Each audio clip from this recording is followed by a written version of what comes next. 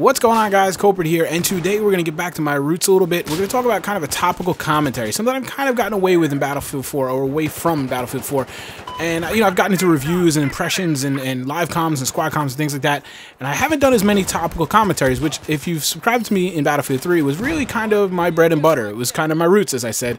I enjoy just having a principled topic and getting on the mic and just talking to you guys. I enjoy that dialogue, even though it's one way right now, but eventually you guys can kind of reply and dialogue with me through comments and Facebook and Twitter and stuff like that. I really enjoy that part of YouTube, and it's kind of what I built my channel on. Now in Battlefield 4, I've kind of gotten away with that a little bit because of the fact that, you know, it's hard to talk about tactics in a video, you know, come up with a topic and talk tactics and strategy and things like that when the game is just so inconsistent. And I'm not getting on Battlefield 4, but it's just really hard to, you know, what are tactics? Tactics are kind of a preset reaction to things that happen in your environment around you, and the people that are good at tactics, or people that are tactical, or just really good players in that sense, make those decisions very quickly, and they make them correctly. It's you know, event A happens and you either respond with B, C, or D, and you got to choose the most appropriate one. That's tactics in a nutshell. It's how you react to, you know, effects in your environment around you.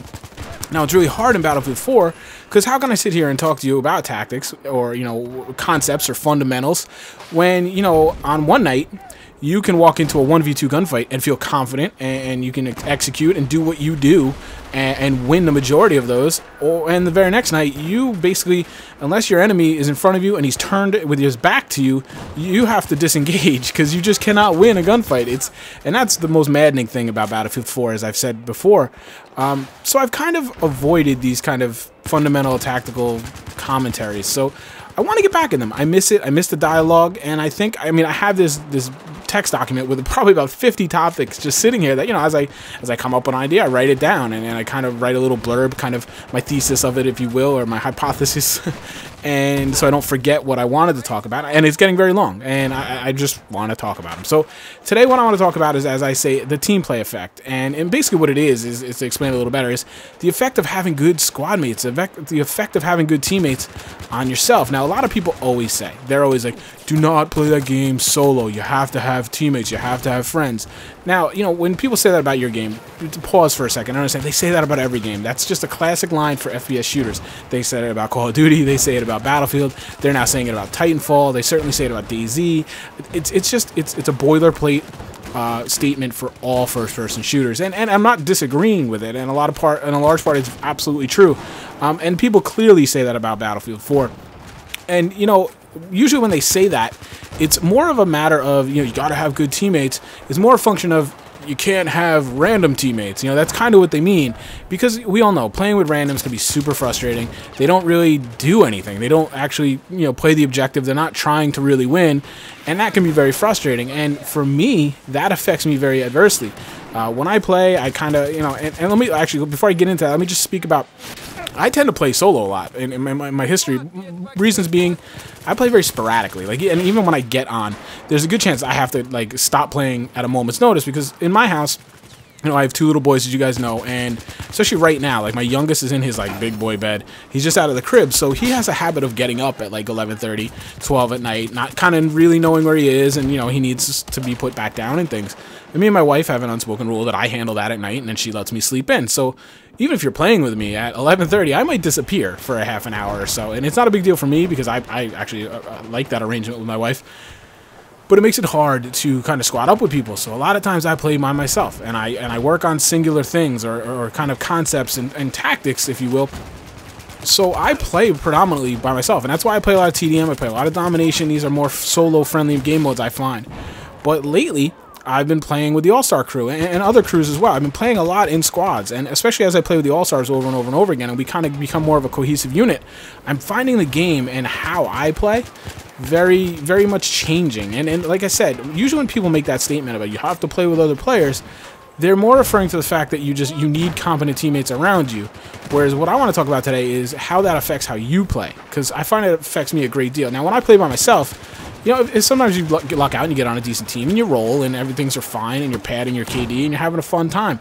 Most of the time, though, what I find is, like, I get really frustrated, and I get this attitude of, well, if you're not going to do it, I am. And next thing you know, I'm just, you know, lemmings to the MCOM, and I'm just trying to arm it myself. KD be damned, I'm going to, you know, out of sheer willpower, arm this thing and win the match and, you know, get all the glory. We all know that's the wrong way to play. That's just not a smart way to play. And it's problematic for me. It's something I work on.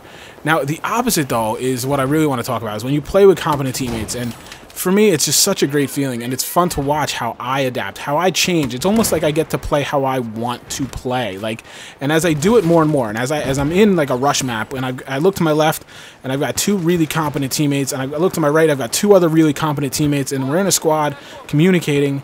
I get to, as a player, then relax, and I get to play the role that I want to play, or the role that just is natural to me. And I find myself now gravitating more towards that anchor role and the facilitator role. And to me, it really kind of harkens back to when I used to play hockey. I played kind of the centerman. I was more like the assist guy. I would always appreciate a really good assist for my winger than I would the scoring opportunity for myself. And that's just always how I've been. And for those who don't really know hockey, I would liken it to, you know, the point guard in basketball. I think, you know, John Stockton or Jason Kidd, where he's just always, you know, he might only score 10 points, but he's got 20 assists, and it's a great game.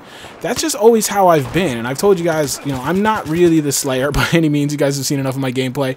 I am kind of, like I said, the facilitator. I'm not the guy that you put in a squad that can carry a team to victory. Yes, I mean, it happens, but it's not consistent. Like, it's not what I do.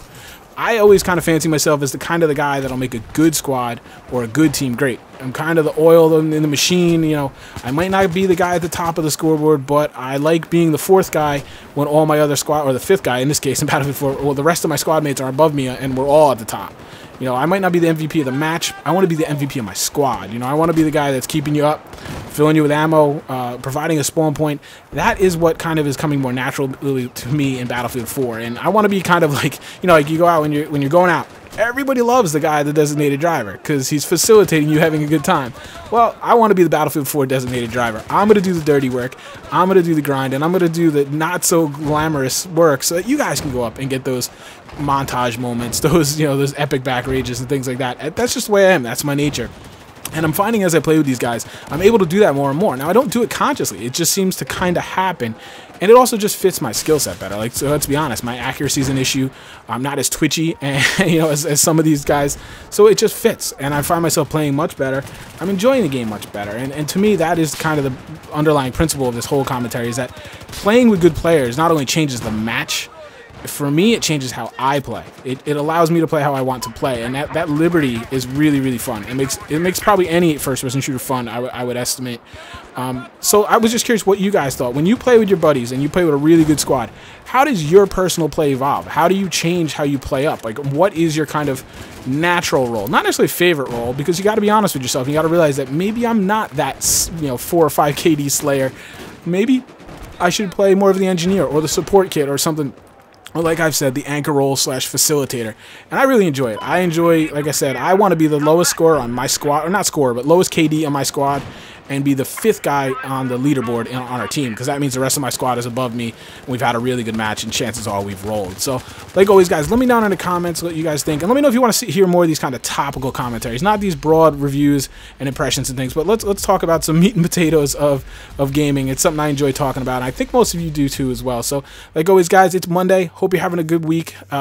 Mondays are always rough. I'm going to try and kind of soldier on, if you will, but I'll talk to you soon, guys. Take care.